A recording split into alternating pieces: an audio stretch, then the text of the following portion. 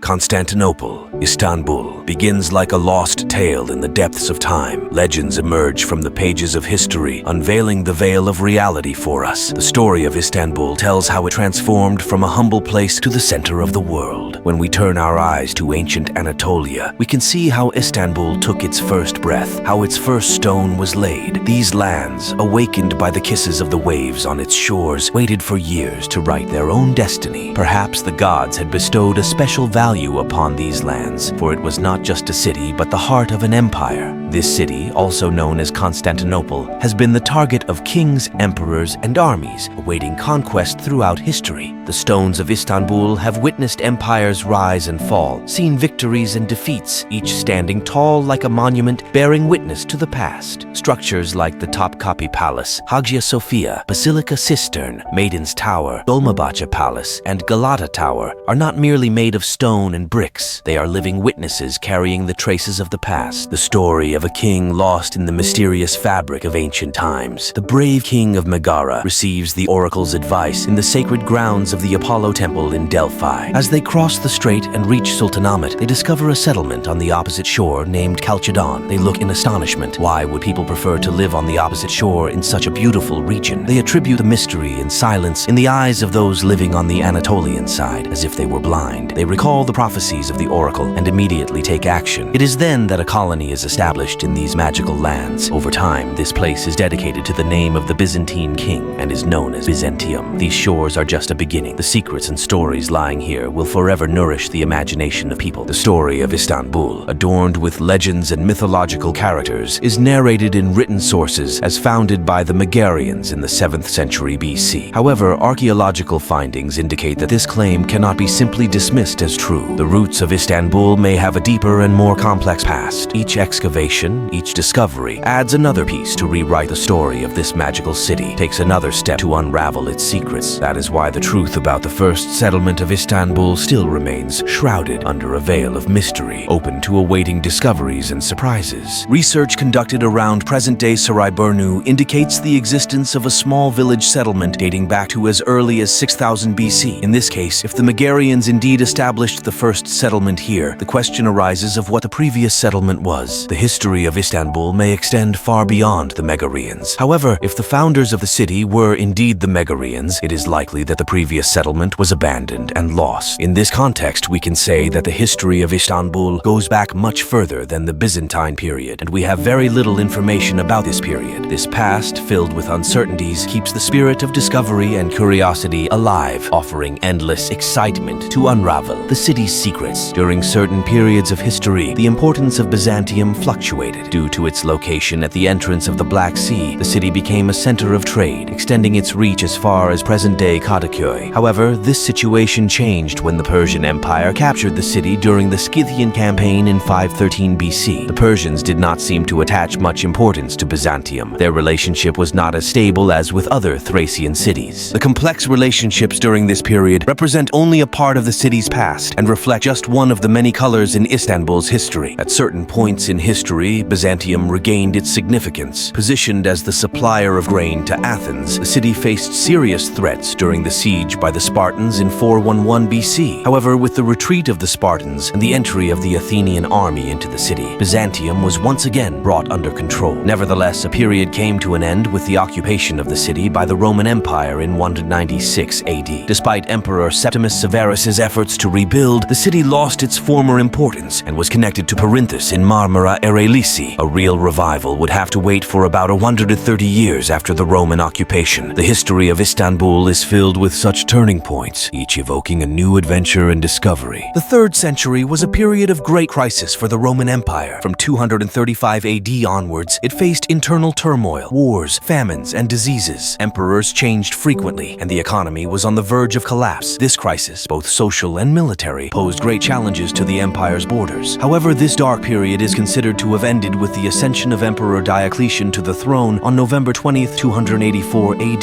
This date marked the beginning of a new era for the Roman Empire, a period when the light of hope began to shine. To end this crisis, the Roman Empire had to make numerous reforms in economic, social, and political fields. One of the political reforms was the introduction of the Tetrarchy, or the Rule of Four. However, Rome was vulnerable, and it faced the threat of invasion several times. Emperors began to prefer reliable cities in northern Italy, such as Milan and Ravenna, as their centers. However, Rome continued to host many ceremonies and events, maintaining its traditional and religious significance. Administratively, however, its importance had almost completely diminished. Economically, while the mining revenues in the west decreased, the importance of the eastern provinces increased. The reason for Diocletian's decision to move the empire's center eastward was related to foreign policy. To effectively combat one of the empire's most powerful enemies, the Sassanid Empire, it was necessary to move the center of the empire eastward. This center became Nicomedia for Diocletian. These changes and reforms during this period indicated significant steps taken to shape the future of the Roman Empire. However, Constantine decided to build his own city. This city would bear his name, Constantinople. Constantinople was a settlement that could be easily defended when its defense system was well designed. Considering Rome's defense vulnerabilities, this was a significant advantage. It was impossible for the triangular Shaped Peninsula to be besieged from the sea for a long time because strong currents on the Bosporus side and periodic southerly winds on the Marmara side prevented intervention. When the entrance to the Golden Horn was closed with a chain, the city could only be besieged from the land side. However, a strong wall system built on the land side would make the city nearly impregnable. Constantine, knowing well the security issues of the western territories and the capital Rome, saw these extraordinary defense advantages, and Constantinople remained an unconquered city for 1100 years. However, these walls would only be breached when a new technology was developed, when cannons powerful enough to destroy the walls from a relatively long distance were made. Only then would a new era begin for the defense of Constantinople. The reconstruction of Byzantium began in 324 AD, and the transformation of the city into Constantinople took a full 6 years. During this time, the old walls of Byzantium were demolished and the city was expanded, divided into 14 different sections. The new city was surrounded by stronger walls, but Constantine's work was not finished yet. When a new city is built, its population must also be revitalized. The political center of the empire was still in Italy, and the Byzantine Empire had a lower population compared to other cities. Constantine took various measures to make his new city more attractive. First, works of art from important cities of the empire were moved to the new capital. In addition, new structures were built, and approximately 40,000 Gothic workers brought from the north of the Black Sea participated in the expansion of the city. The famous Hippodrome was expanded, increasing its capacity to 80,000 people. As new temples were built, the streets were decorated with statues of famous figures from Greek and Roman history. For the city's most pressing need, water, Constantine had the Binbir Direct Cistern built, one of Istanbul's oldest water sources. On May 11, 330 AD, the city was officially consecrated in a ceremony, thus establishing the new Rome. This great transformation marked the beginning of Istanbul's magnificent and impressive history that lasted for centuries. However, constructing magnificent buildings and expanding the city alone were not enough to rapidly increase the population of the new Rome. The new city needed to be made more appealing to everyone. To achieve this, various aid policies were implemented to attract people to the new city, from farmers to merchants, craftsmen to artists, through free grain distribution and bread handouts. For example, in 332 AD, 117 distribution points were established in different parts of the city, distributing about 8,000